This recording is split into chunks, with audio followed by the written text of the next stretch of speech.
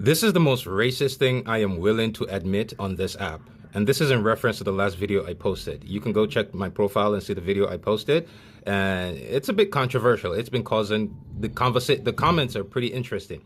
So for me, the most racist thing I am willing to admit on this app is I get this tiny bit of joy from policies that destroy the black community.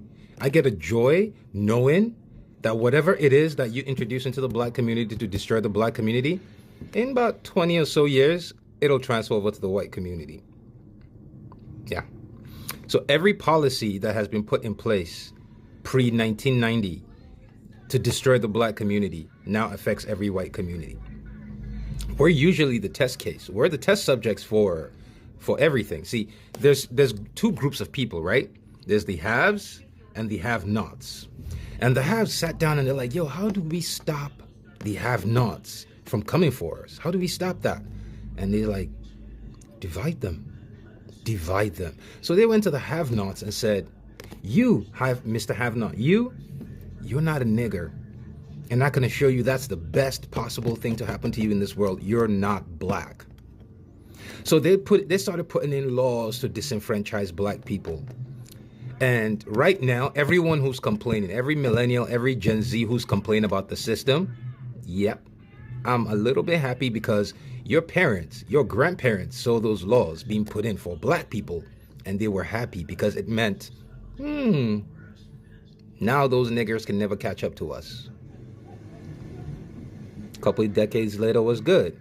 Now your grandkids are facing the same thing. So every policy that's put into place to disenfranchise black people is a test subject for everybody else. We're usually the test subjects. So when you see something in the black community and it's brand new and you see black people complain about it, no, you better hop on board. Because if you don't, by the time it goes to the white community, it's too late to change it. What, college loans? You think they're gonna roll that back now? No. HOA?